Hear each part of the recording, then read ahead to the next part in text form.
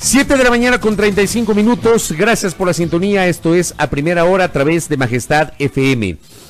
Dimos lectura en la primera parte de este espacio de noticias a una nota que publica el día de hoy Diario Expreso con este titular: el Consejo Nacional Electoral vive un cisma puertas adentro.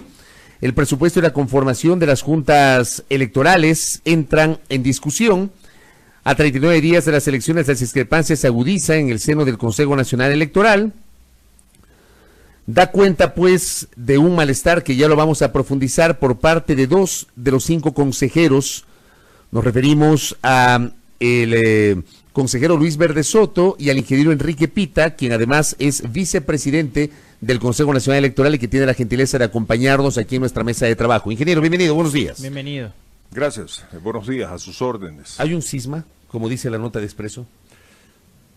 Considero que la palabra cisma como que grafica un poco exageradamente la situación. ¿No es un cisma? Es una pugna. Es una pugna, son diferencias de criterio, son diferencias de apreciaciones de cómo manejar el tema, pero al final del día es verdad que una mayoría de 3 consejeros son los que están liderando todas las acciones que se van desarrollando por parte del Consejo Nacional Electoral para el próximo proceso electoral. Es decir, las decisiones no se están tomando por unanimidad de los 5 consejeros, sino concentradas en 3 de los 5. Mire, en cualquier cuerpo colegiado siempre va a haber una mayoría y va a haber una minoría. Lo cual es no legítimo. Siempre, así es, absolutamente legítimo. No siempre vamos a estar los 5 de acuerdo, pero el proceso no pasa por ahí. El proceso pasa por otras cosas, es la asignación de responsabilidades. Por ejemplo, y tengo que hablar en primera persona porque lo vengo haciendo y porque creo que es lo que me corresponde hacer. Yo acepté ser miembro de este cuerpo colegiado, Consejo Nacional Electoral, sobre la base de una propuesta de una organización política con la que no tenía ningún tipo de vinculación. Creo.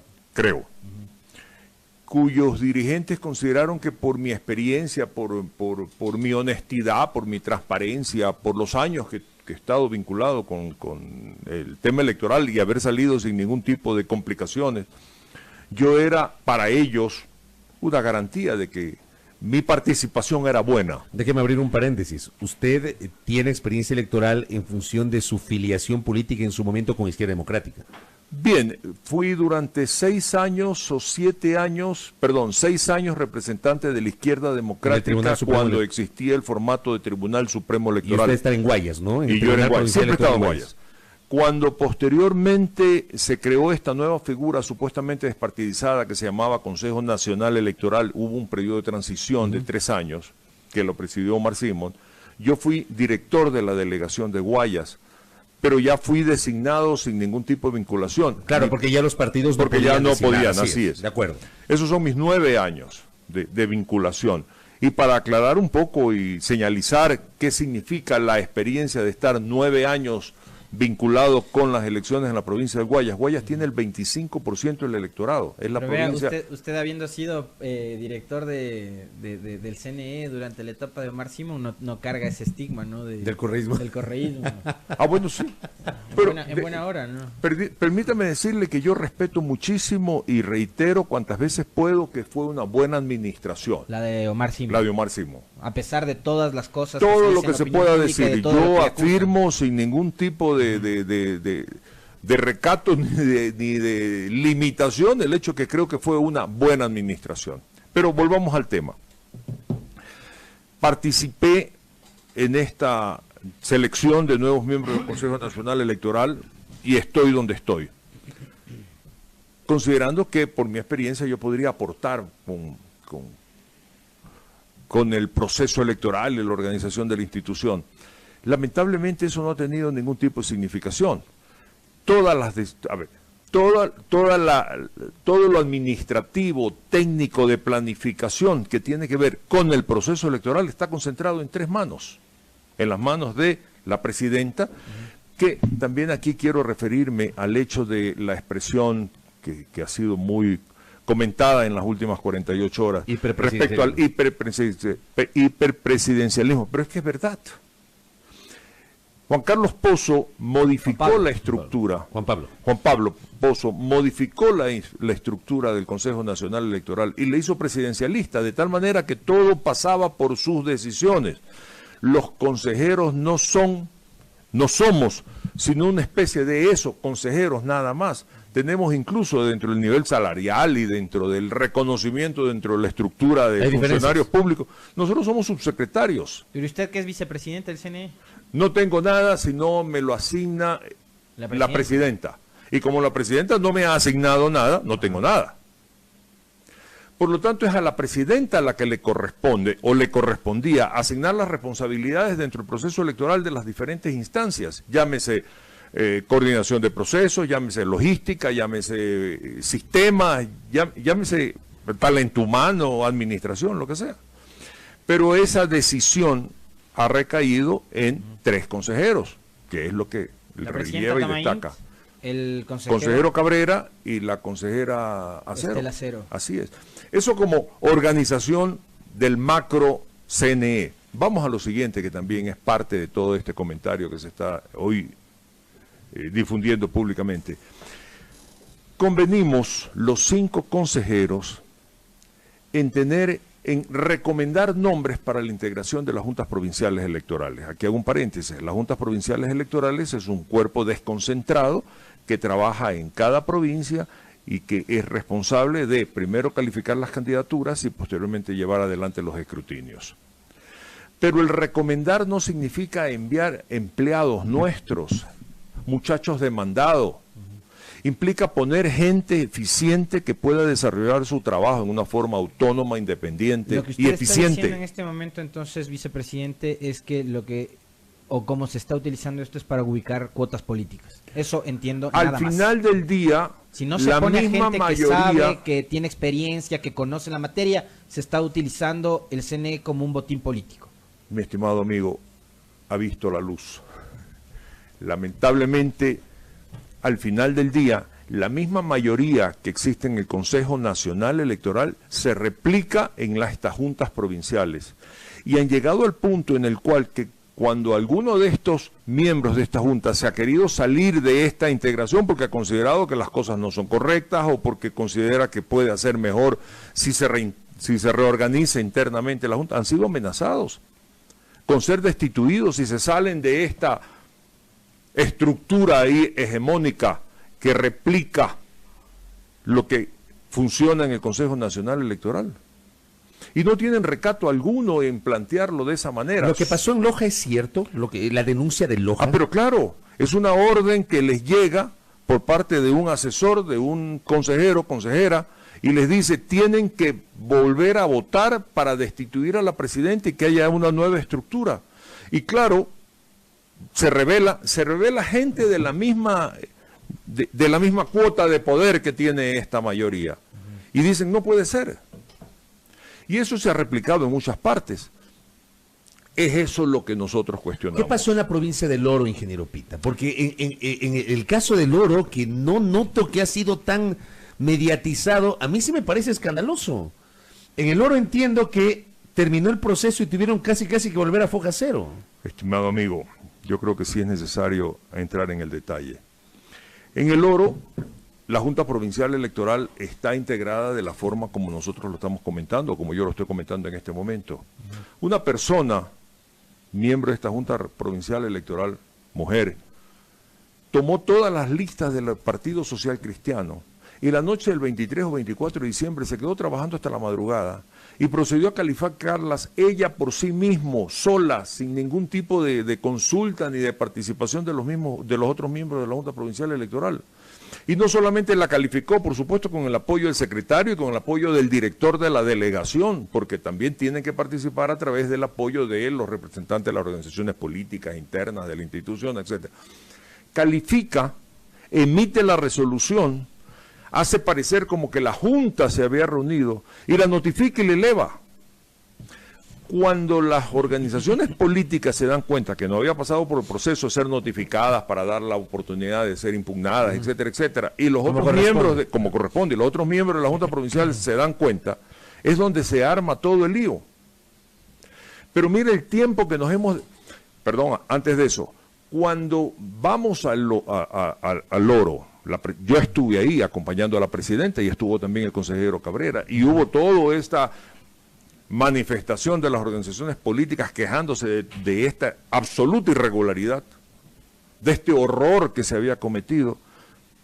Se tomó la decisión de volver a Foja Ceros y volver a reprocesar todo lo que ya se había hecho, pero se comprometió, nos comprometimos a poner orden en esto, a poner correctivos. Van a volar cabezas, se dijo en ese momento. Nos hemos demorado un mes en esa supuesta voladura de cabezas y se le permitió a esta persona que presente la renuncia cuando debió haber sido destituida en su oportunidad. Y el director de la delegación, que es otra piedra en el zapato de todo un proceso transparente, todavía sigue ahí. Y las vinculaciones de estas dos personas con organizaciones políticas locales es muy fuerte. Eso es lo que nosotros cuestionamos. El proceso se ve afectado por esta situación. Pero no nuestra solo, independencia, no nuestra imagen. Sino la propia institución. Pero claro, yo estoy defendiendo mi imagen, yo estoy defendiendo lo que yo soy, lo que yo creo, lo que yo estoy apostando acá. Pero al final del día es la institución. Exactamente, ¿sabe por qué? Porque cuando los ecuatorianos resolvieron en las urnas llevarnos a este proceso de reinstitucionalización, lo que se buscaba era corregir las taras que se estaban reproduciendo en el pasado. No la entrega a dedo, no la cuota política, no el amarre, no el reparto, pero lo que estamos viendo es que se está repitiendo la misma práctica. Es lamentable que sea así. Y usted lo está ratificando el día de hoy, que está pasando eso. Bueno, venía pasando. Me correspondió ayer hacer en un programa de televisión la presentación de la situación, que es lo que ha traído todo este ruido alrededor de esto.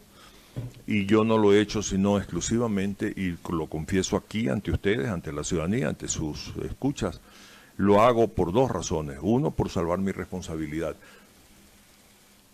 Yo creo que todos tenemos una brújula moral, mi amigo, y es nuestra decisión seguirla o apartarnos de ella. Mi brújula moral me dice lo que es correcto y lo que es ético. Y no puedo prestarme yo a este tipo de cosas que de alguna manera pueden afectar al final del día los resultados electorales. Su brújula moral pesa más a la hora de tomar decisiones pero no lo dude. Que las presiones políticas, pero que no las lo presiones dude. mediáticas. Absolutamente. Ingeniero. Y enfatizo aquí y ahora algo que lo vengo diciendo también. El hecho de haber sido propuesto por una organización política no me vincula con ella para nada. Eso le iba a preguntar, porque claro, usted hace minutos, en el caso del Oro, citó a una organización política, perdón, en el caso del Oro, citó a una organización política, e hilando fino, alguien podría pensar, Enrique Pita hace cuestionamiento porque responde a los intereses de Creo. Usted no responde a los intereses de Creo. Cuando yo acepté la postulación, Creo tenía perfectamente claro que yo no iba a obedecer instrucciones, no iba a ser un instrumento, llamemos así, de influencia política en las decisiones que se toman en el Consejo Nacional Electoral. Yo no puedo hablar de los demás, yo hablo por los demás, yo hablo por mí. Yo he oído mucho hablar de transparencia y he oído mucho hablar de honestidad y he oído mucho hablar de resultados que el pueblo y la ciudadanía confíen. Pero también vengo diciendo que nuestras acciones son lo que determinen lo que nosotros decimos, porque es muy fácil hablar de honestidad y no ser honestos en las decisiones que se toman. Déjeme preguntarle algo. Cuando usted fue elegido vicepresidente, ¿hubo igualmente una pugna o unas diferencias parecidas? Se reunieron Diana Tamaín, Enrique Pita y José Cabrera y eligieron a Diana Tamaín presidenta y Enrique Pita vicepresidente. Verde Soto y Acero y abandonaron. Exactamente, eso iba. Abandonaron y luego hicieron algún tipo de declaración mostrándose incómodos con lo que había pasado. ¿Qué pasó en el camino? O sea, ahora yo lo veo a usted en la otra orilla y a la señora Acero le veo en la otra orilla. ¿Qué pasó? Es una buena pregunta. Yo no tengo una respuesta. Yo no he cambiado. Hay un acuerdo Alianza País PSC, ingeniero. No lo sé.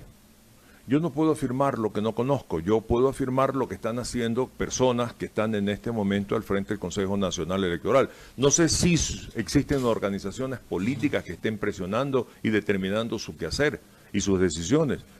Yo lo que sí sé son los hechos que están en este momento lo suficientemente debatidos públicamente. ¿A usted le preocupa el desarrollo del proceso electoral? Le pregunto por qué. Porque digo, empezamos la campaña y empezada ya la campaña hay impugnaciones que no se han resuelto en el contencioso, hay procesos de inscripción de candidaturas que tampoco se han resuelto en las delegaciones.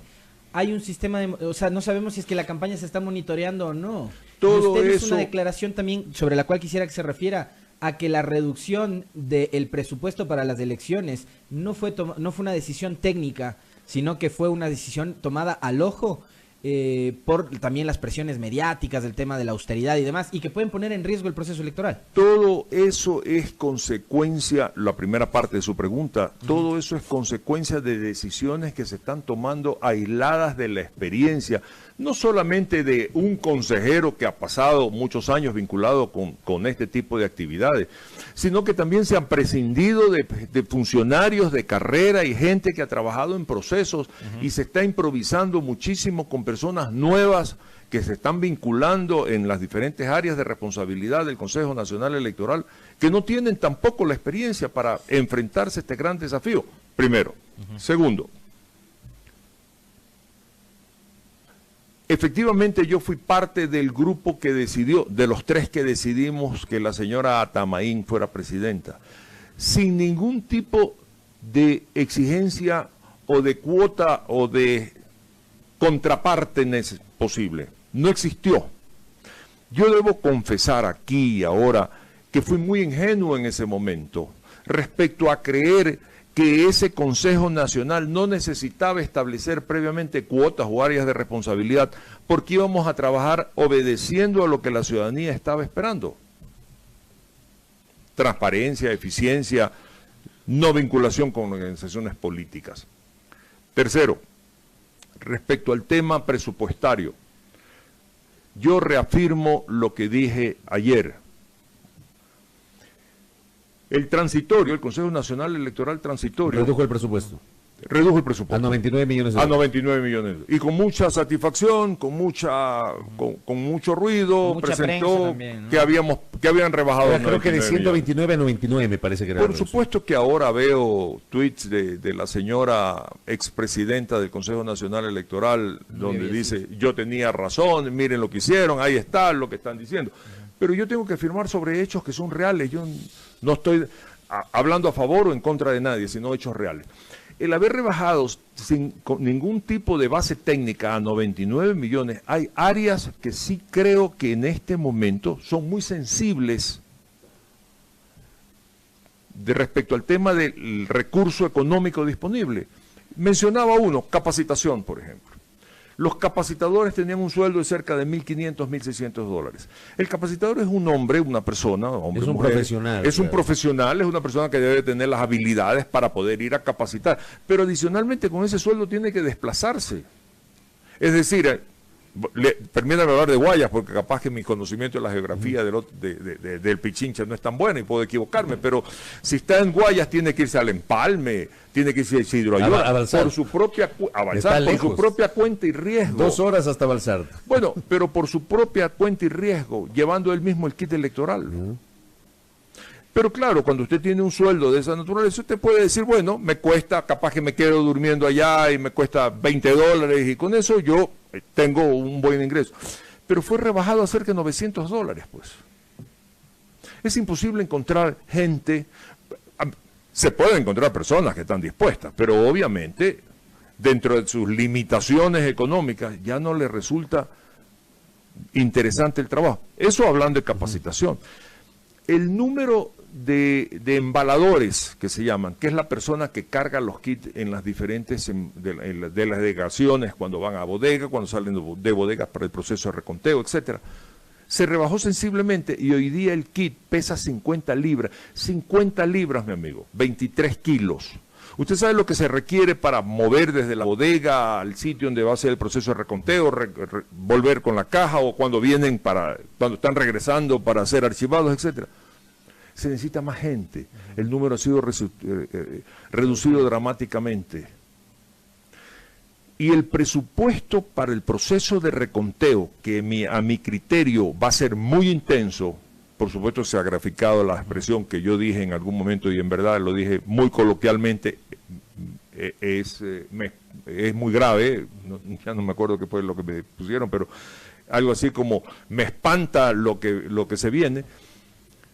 Sí, me preocupa significativamente, porque no solamente por la intensidad del trabajo que se viene, sino porque no hay presupuesto para ese trabajo específico. Y no se puede conversar con finanzas para que haga un avance, no sé, extienda un poco de dinero más, o ya eso ya es muy tarde para eso. Bueno, es responsabilidad de la administración del Consejo Nacional Electoral. Y si se sigue negando que existen estos problemas, obviamente es una forma de seguir metiéndosenos en un hueco que... Otra decisión que tiene que ver con lo político, ingeniero, que ha tomado el CNE en los últimos días es finalmente invitar a la Organización de Estados Americanos y su misión de observadores para que asistan al proceso electoral 24 de marzo. ¿Qué hizo que se revee esa decisión dentro del CNE y por qué además se dice que siempre y cuando se cumplan determinadas condiciones? Bien, yo creo que este es un punto que también fue muy mal manejado en algún momento dado, porque quien tomó la decisión original de no invitar a la OEA fue el Consejo Transitorio, el CNE Transitorio. Yo recuerdo muy bien haber visto al doctor Vega cuando él decía que no lo invitaba por dos motivos específicos. La una, y con lo cual coincido a propósito, la una, porque cuando vinieron a hacer la observación en la consulta popular, se permitieron hacer comentarios de carácter político respecto a que si procedía o no procedía tal consulta porque no había sido calificada previamente por la Corte Constitucional, etcétera, etcétera, cuando eso no era su responsabilidad. Ellos tenían que venir a juzgar el desarrollo del proceso. Posteriormente, hubo una delegación de la OEA que supuestamente venía al país en el interés de mirar qué estaba pasando respecto a la calificación de la lista o del partido político o de la organización política que estaba proponiendo el grupo correísta. Pero ellos llegaron al aeropuerto, se sacaron el sombrero de observadores y se pusieron el sombrero de abogados del expresidente Correa, porque se fueron pues a meter en el juicio que se estaba siguiendo en ese momento contra el presidente Correa por el secuestro del asambleísta Balda. Eso era una clarísima injerencia en temas legales y venir al país con una excusa diferente que obviamente pone a la OEA en entredicho respecto a su transparencia y su dignidad. Pero ¿qué hizo cambiar entonces hoy la decisión inicial de no invitar? La presión de la opinión pública. ¿Usted no está de acuerdo que la OEA venga? Yo creo que es bueno que venga. En mis años de estar vinculado con la función electoral, yo he tenido mucha relación con observadores de la OEA, son muy profesionales. Capaz que la cabeza es la que se contamina en un momento dado. Yo creo que debe venir la OEA, como debe venir la Unión Europea, como debe venir la UNIORE, como debe venir UNASUR. Entre más observaciones mejor. Dentro de los términos que corresponde. Es decir, aclarando posiciones y aclarando roles. No se trata tampoco de decir vengan OEA porque son OEA. No, señor, venga, pero acá están las condiciones por las cuales nosotros queremos que ustedes vengan. Dentro de los parámetros, van a tener. Es verdad, le pregunto, ingeniero, como lo denunciaba en una carta el director de observación de la OEA enviada al Ecuador y al CNE, en donde él advertía que hay condiciones, por ejemplo, de restricciones al trabajo de los observadores, que no van a poder entrevistar no es verdad. CNE y tal. No. Eso es mentira. Eso no sé si la carta exista, primero, no lo puedo certificar, pero lo que sí es verdad es que no existen tales restricciones. En el reglamento que nosotros sí aprobamos. Para poder circular por el país, hablar con los funcionarios. Pero claro, si no sería ridículo que vengan observadores, que no puedan entrar a los recintos electorales, no puedan hablar con las organizaciones políticas, no puedan hablar con la gente, con el público, no, pues ellos tienen que observar todo el proceso desde adentro para poder certificar que las cosas se están haciendo correctamente. Correcto. Lo último, y con esto cierro, respuesta corta, le pido a Enrique Pita en honor al tiempo. Todas estas inquietudes que usted nos ha planteado hoy, ¿a la interna usted las ha planteado? ¿En alguna sesión de pleno? ¿Ha observado, por ejemplo, el tema de las juntas electorales, el tema del presupuesto? ¿Lo ha dicho a la interna? Pero claro que sí. ¿Y cuál ha sido la Definitivamente. respuesta? No responder. Simplemente la mejor forma de responder es no responder. Silencio, absoluto. Absoluto. Es incómoda la convivencia dentro del CNE, ingeniero. Mire, somos gente civilizada, somos gente adulta, somos personas que Yo creo que la incomodidad definitivamente existe cuando estamos sentados y tratamos estos temas, pero en lo social creo que todos nos respetamos unos a otros. Espero que... Yo reafirmo aquí ante ustedes, mi estimado amigo, si yo no tengo responsabilidad sobre un proceso que no estoy manejando y sobre el cual no se me permite aportar, yo tengo que ser enfático en decir, no tengo responsabilidad. Ojalá las cosas sean perfectas y alguien pueda decir, oye, tú que estabas hablando tonterías, mira tú que todo ha estado bien. Ojalá suceda. Pero ojalá no suceda lo que estamos advirtiendo, que esta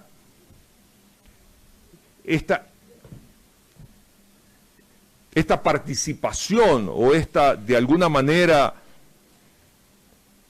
permitir que ciertos intereses políticos se involucren en las decisiones, en la estructuración y en la estructuración de las diferentes delegaciones y en las diferentes juntas provinciales electorales, no haga que la gente desconfíe, porque al final del día nosotros estamos trabajando sobre la base de la confianza de la ciudadanía. Y el tema es que hay mucha expectativa respecto de este Consejo Nacional Electoral, pero realmente nos quedamos muy preocupados con este diálogo y estas revelaciones que ha hecho Enrique Pita en esta conversación. Gracias por el tiempo. Muy amable, muy amable. A sus órdenes, señor. Buenos días. Enrique Pita, vicepresidente del Consejo Nacional Electoral, en nuestros micrófonos.